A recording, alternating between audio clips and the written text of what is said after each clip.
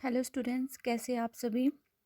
आज हम class 10th का नेक्स्ट टॉपिक करेंगे, barriers to effective communication. Last video में हम कर चुके हैं फीडबैक, टाइप्स ऑफ फीडबैक। अब नेक्स्ट है हमारा बैरियर्स टू कम्युनिकेशन। अब क्या है, बहुत से लोग सोचते हैं कि कम्युनिकेशन करना बहुत आसान है। अब कम्युनिकेशन में क्या होता है कि अगर दोनों रिसीवर और सेंडर है, उनको दोनों को एक दूसरे की बात समझनी पड़ती है। अब जैसे कोई आप और आपका फ्रेंड कम्युनिकेशन कर रहे हैं और आपका फ्रेंड जो है आपकी बात को समझ नहीं पा रहा है। क्यों? क्योंकि उसमें बहुत सारी चीज़ें हो सकती है कि वो क्यों नहीं समझ पा रहा है। जैसे कि आपके फ्रेंड को आपकी लैंग्वेज नहीं समझ पा रही है, ठीक है, या फिर कोई प्रॉब्लम इमर्ज हो रही है, वो ढंग से सुन नहीं पा रहे हैं, ठीक है।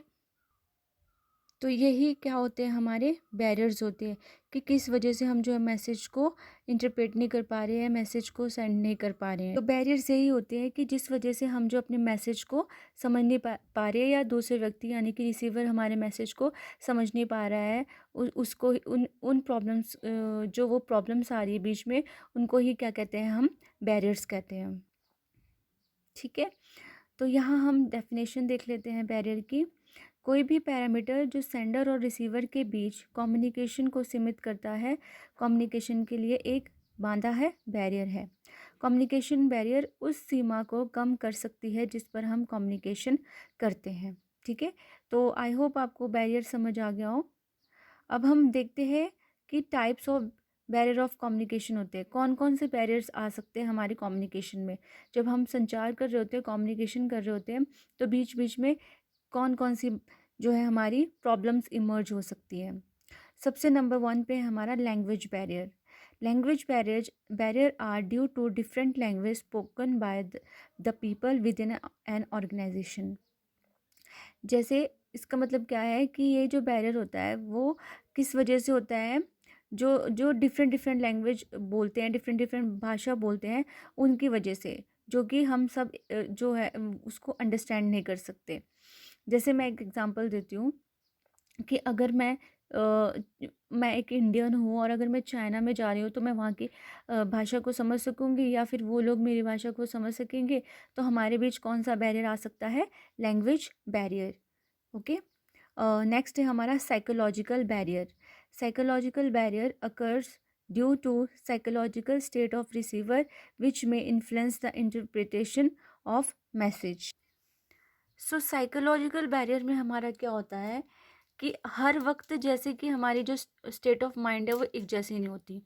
मान लो कि मैंने अपने किसी फ्रेंड को मैसेज भेजा, ठीक है, तो उसको उस टाइम उसको क्या था, उस टाइम गुस्सा था उसके दिमाग में, वो उस टाइम गुस्से में था, ठीक है, और मैंने उसको कोई भी बैड मैसेज दे दिया, कुछ भी दे दिया, तो उसने क्या कर दिया, मिसअंडरस्टैंड कर लिया। तो हर वक्त जो है इंसान की जो ये फितरत है, अगर वो गुस्सा है तो उस वो किसी पे भी निकाल देता है, हमने देखा ही है, ठीक है। तो ये होता है हमारा साइकोलॉजिकल बैरियर। नेक्स्ट है हमारा physiological barrier. Physiological barrier are due to physical state of receiver. ठीक है, जो फिजियोलॉजिकल बैरियर होता है वो क्या होता है कि अगर कोई उसको फिजिकल प्रॉब्लम है, जैसे अगर आपने किसी अपने फ्रेंड को मैसेज भेजा, उसको सुनता कम है, ठीक है, तो उसको ढंग से नहीं सुनेगा, फिर से क्या अकर हो जाएगा, वहाँ पे बैरियर अकर हो जाएगा। तो ये होता है हमारा फिजियोलॉजिकल बैरियर। नेक्स्ट है physical barrier. Physical barrier is due to geographic distance between sender and receiver. ठीक है, ये एक डिस्टेंस के वजह से आता है। जैसे मैं यहाँ हूँ और मेरा दोस्त अमेरिका में है, जैसे हम यूजुअली वीडियो कॉल वगैरह भी करते हैं, तो बीच में कई बारी आ जाता है ना पुअर कनेक्शन, तो वो भी एक क्या है, बैरियर है, मतलब कि वो कम्युनिकेशन को ख़राब कर सकता है। तो यह था हमारा फिजिकल बैरियर। नेक्स्ट है attitudinal barrier. Attitudinal barriers are barriers are behaviors of perception that prevent people from communication। ठीक है, ये तो आपको एटीट्यूडनल से समझ आ रहा होगा कि अगर किसी में एटीट्यूड है, मान लो आप एक किसी कंपनी में काम कर रहे हो, ठीक है, वहाँ पे आपका कोई न्यू जॉइनिंग है और उससे आपकी पुरानी दुश्मनी है, ठीक है? तो आप उसके साथ वैसा ही बिहेव करोगे, या तो आप उससे उससे अच्छे से बिहेव करोगे। अगर आपके अंदर एटीट्यूड है तो आप उसकी पुरानी वो चीज़ लेके आप उसके साथ क्या करोगे, एटीट्यूडनल बिहेवियर करोगे, अपना एटीट्यूड दिखाओगे, तो वहाँ पे क्या इमर्ज हो जाएगा, एटीट्यूडनल बैरियर। नेक्स्ट है हमारा semantic barrier. Barrier which occur due to misunderstanding of words between sender and receiver, ठीक है? जो वर्ड्स की मिसअंडरस्टैंडिंग की वजह से बैरियर आता है सेंडर और रिसीवर के बीच, वो कौन सा बैरियर होता है, सिमेंटिक बैरियर। जैसे कि एक एग्जांपल देती हूँ, बाय, बाय और बाय, ये तीन यहाँ पे है, BUY, BYE और BY, ठीक है? एक बाय क्या हुआ, खरीदना, एक बाय बाय बाय करना, और एक बाय क्या हुआ, द्वारा, ठीक है? तो यहाँ पे ये प्रोनाउंसिएशन सेम हो रही है लेकिन स्पेलिंग डिफरेंट है, तो कई बार हम इस वजह से क्या हो जाता है, मिसअंडरस्टैंडिंग हो जाती है, ठीक है? तो जहाँ पर वर्ड्स की मिसअंडरस्टैंडिंग्स हो जाएं, वो क्या होता है, हमारा सिमेंटिक बैरियर, ठीक है? नेक्स्ट है organizational barrier. Organizational barrier refers to disturbances arises in an organization, ठीक है? जो एक ऑर्गेनाइजेशन, मतलब कहीं आप काम कर रहे हो, उसके अंदर जो डिस्टर्बेंसेस या प्रॉब्लम्स आ जाती है वहाँ पे, तो उनको क्या कहते हैं, organizational barrier. Organization barrier occur due to lack of coordination and cooperation among department और एन ऑर्गेनाइजेशन। अगर उस डिपार्टमेंट में कॉपरेशन ना हो या कोऑर्डिनेशन ना हो आपस में एक दूसरे का, तो वहाँ कौन सा बैरियर आ जाएगा, ऑर्गेनाइजेशनल बैरियर, ठीक है? नेक्स्ट है हमारा measures to overcome barriers in effective communication. अभी आपने देखा कि क्या क्या बैरियर्स आ सकते हैं कम्युनिकेशन करते हुए, क्या क्या बैरियर्स आ सकते हैं, लेकिन उन बैरियर्स को ओवरकम करना हो, उनसे निपटना हो, तो उसके लिए हम क्या क्या चीज़ें कर सकते हैं, ठीक है? सो फर्स्ट पॉइंट है आपका, clarify the ideas before the communication, ठीक है? जो भी आपके आइडियाज़ वगैरह है, अपने कम्युनिकेशन को करने से पहले आपको उसको क्लैरिफाई कर लेना चाहिए, क्लियर कर लेने चाहिए। Any issue to be communicated to subordinated should be clearly and completely studied by the superior, ठीक है? कोई भी इशू अगर जो सेंडर है वो रिसीवर को भेज रहा है, तो उससे पहले उसे अच्छे से क्लियरली स्टडी कर लेना चाहिए, एनालाइज कर लेना चाहिए, ठीक है?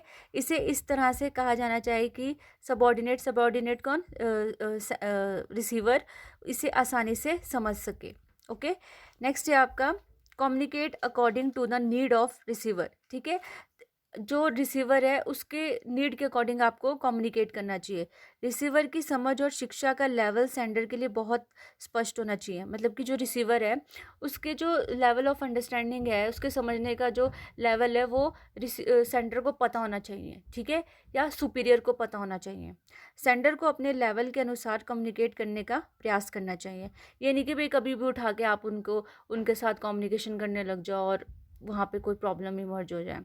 ओके, नेक्स्ट है कंसल्ट अदर बिफोर कम्युनिकेटिंग। उसको आपको कंसल्ट कर लेना चाहिए पहले, कम्युनिकेशन करने से पहले। मैसेज को कम्युनिकेट करने से पहले रिसीवर या सबॉर्डिनेट से कंसल्ट करना चाहिए, ताकि वह सुनने के लिए रेडी रह सके और इंटरेस्ट लेते रहे, ठीक है? ये नहीं हो कि आप बोलते जाओ और उनको कोई इंटरेस्ट भी ना हो या उनका दिमाग ख़राब हो जाए, ठीक है?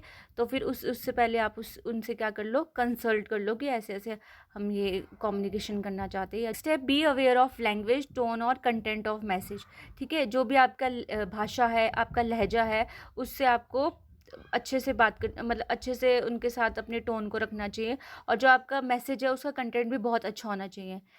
किसी मैसेज को कम्युनिकेट करने के लिए लैंग्वेज, टोन और राइट कंटेंट एक इफेक्टिव कम्युनिकेशन के लिए बहुत बहुत महत्वपूर्ण पहलू है।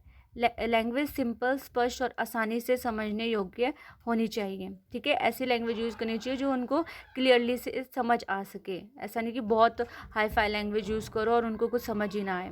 इसी तरह मैसेज को टोन और कंटेंट से रिसीवर की भावनाओं को कोई नुकसान नहीं पहुंचना चाहिए, बल्कि उन्हें रिस्पॉन्स देने के लिए प्रोत्साहित करते रहना चाहिए, ठीक है? तो ये था आपका be aware of language, tone and content of message. Last है आपका इंश्योर प्रॉपर फीडबैक। फीडबैक आपको पता है ना, बता दिया था मैंने कि फीडबैक क्या होता है। प्रॉपर फीडबैक मतलब कि प्रॉपर फीडबैक कम्युनिकेशन प्रोसेस को बेहतर बनाने में मदद करता है। सेंडर को मैसेज के संबंध में क्वेश्चन पूछने चाहिए और कम्युनिकेशन के प्रति रिस्पॉन्स देने के लिए रिसीवर को इनकरेज करना चाहिए। ठीक है, उनको इस तरह से आप उनको प्रोत्साहित करते रहे कि वो आपको रिस्पॉन्ड करते रहे, आपको रिस्पॉन्स देते रहे। ठीक है, तो ये आपके 2 टॉपिक आज हो गए हैं, क्या क्या, बैरियर्स टू इफेक्टिव कम्युनिकेशन और उसके मेजर्स ओवरकम करने के लिए। तो ये दोनों आपने अपनी कॉपी में लिख लेने हैं, आगे हम नेक्स्ट वीडियो में करेंगे।